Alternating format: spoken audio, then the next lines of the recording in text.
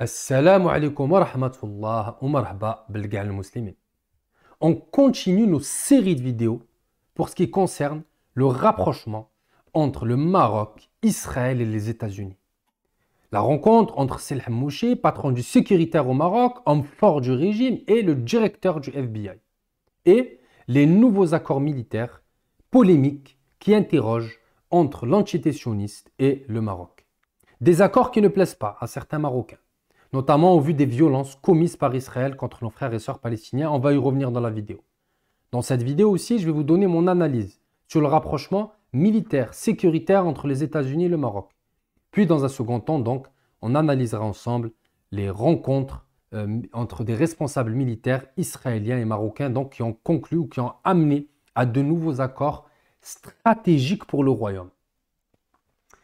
Face à un monde qui change, et face à des tensions de plus en plus menaçantes, comme le terrorisme au Sahel, comme le séparatisme, les séparatistes à Tindouf, comme le changement climatique, le Maroc, ces dernières années, a dû revoir sa politique intérieure et sa politique extérieure.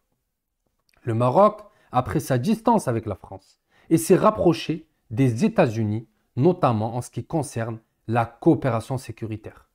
Le patron du FBI, donc, ce mardi 21 février, a rencontré son homologue Abdellatif El-Hammouchi.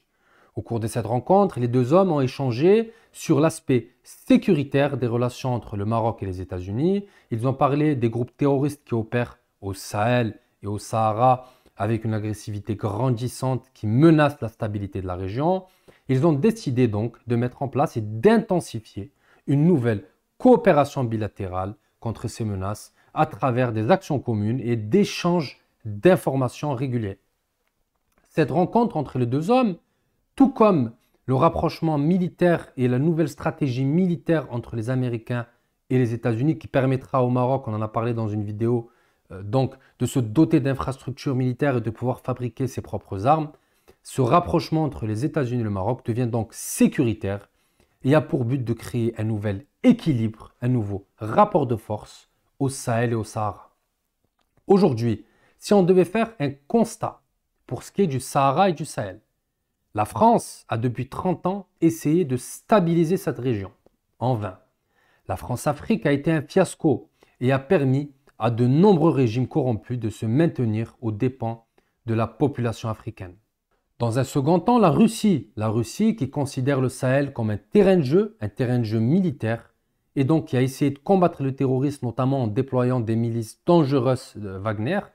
Mais tout comme la France, la Russie a aussi essayé de s'implanter dans la région, de renforcer les pouvoirs en place pour protéger ses intérêts.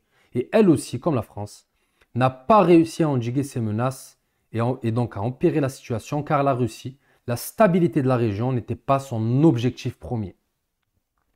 Les Américains donc souhaitent s'appuyer sur le Maroc. Le Maroc, un pays africain, un pays berbère, un pays avec des racines africaines ancestrales, pour mettre en place une coopération bilatérale sur le plan sécuritaire visant à combattre le terrorisme. On l'a dit, des groupes qui menacent la stabilité de la région, des menaces qui peuvent atteindre des sommets, notamment au vu du changement climatique à venir et au vu de l'exode subsaharien qui pèse sur la région, comme on l'a vu dernièrement en Tunisie. Donc, les États-Unis d'Amérique apporte une garantie sécuritaire au royaume marocain, avec une nouvelle coopération, une présence militaire américaine au Sahara et des accords commerciaux et militaires privilégiés qui permettent au Maroc de se placer comme un leader régional et comme un élément stabilisateur de la région. Comparé aux relations entre le Maroc et les USA, le rapprochement entre le Maroc et Israël ne manque pas de susciter des interrogations. Il est difficile pour le Maroc de fermer les yeux sur la politique agressive menée par Israël à l'encontre des Palestiniens. Avec une colonisation illégale, des bombardements indiscriminés sur des zones civiles et des interventions militaires dans des zones civiles aussi, comme dernièrement en Cisjordanie avec le triste bilan de 10 morts. Cependant, malgré ces éléments, le Maroc a choisi de nouer des nouveaux liens avec Israël, notamment sur le plan militaire. Le Maroc a en effet profiter des technologies israéliennes pour améliorer la capacité de son armée, avec des investissements notamment dans des armes d'artillerie et dans d'autres équipements stratégiques pour le royaume. Il est indéniable que l'artillerie militaire joue un rôle crucial sur le champ de bataille, comme l'ont montré les derniers conflits armés. Le Maroc a donc décidé d'investir massivement dans des armes pour renforcer cette partie de son armée. Le Maroc a déjà acheté plusieurs camions équipés d'un système d'artillerie, comme le canon César français, comme les lance-roquettes chinois, et utilise aussi des drones israéliens pour le ciblage terrestre.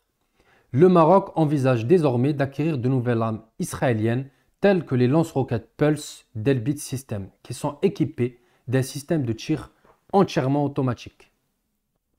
Ces acquisitions renforcent considérablement les capacités des forces armées royales marocaines et témoignent de la volonté du Maroc d'être mieux équipé pour faire face à toute éventualité sur le champ de bataille. Ces équipements militaires, qui sont pour la plupart défensifs, permettent au Maroc et surtout à la défense aérienne marocaine d'être la plus forte d'Afrique et d'être au niveau des armées européennes et de l'OTAN. Mais, parce qu'il y a un mais, le conflit entre Israël et les Palestines freine cette coopération. D'ailleurs, le sommet de Negev qui était prévu au mois de mars, je crois, a été reporté, notamment au vu des violences commises par l'État sioniste contre nos frères et sœurs palestiniens.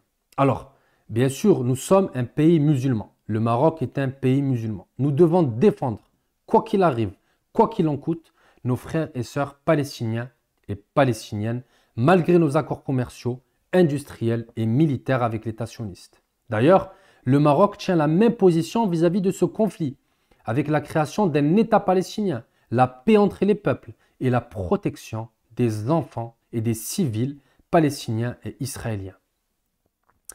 Mais vis-à-vis de son peuple, le Maroc a aussi des responsabilités. C'est-à-dire que le Maroc ne peut pas se placer en tant que défenseur des Palestiniens et oublier le destin et le futur et on va dire les conditions de vie de son peuple. Le peuple marocain a souffert depuis des dizaines d'années, notamment face au retard de développement, à la corruption et dorénavant face au changement climatique et à la sécheresse. Tous ces défis mettent le Maroc en danger et c'est avec une coopération et un développement de liens importants avec des puissances internationales comme les États-Unis et Israël que le Maroc pourra surmonter ces épreuves et à terme améliorer son modèle de développement et son modèle économique. Le Maroc est à l'image du reste des pays arabes, c'est-à-dire un pays dépendant des relations commerciales, industrielles et diplomatiques avec le reste du monde et notamment avec l'Occident. En vérité, ce qui pousse Israël à coloniser la Palestine, ce ne sont pas les relations liées aux accords d'Abraham, mais c'est la faiblesse des pays arabes, le retard de développement de ces pays et la faible coopération régionale entre ces pays. Depuis 60 ans, le Maroc a essayé de tisser des liens avec les pays voisins, mais sans succès. Face à la guerre au Sahara et face à une Europe de plus en plus belliqueuse face aux intérêts du royaume, le Maroc a dû changer de cap et serrer la main de l'entité sioniste à contre-cœur. Barakallahu fikum, merci d'avoir suivi cette vidéo jusqu'à son terme. J'espère qu'elle vous a plu. N'hésitez pas de liker, de partager, de vous abonner. Je reviendrai pour d'autres contenus similaires. Barakallahu fikum encore une fois. Wassalamu alaikum wa rahmatullahi wa barakatuh.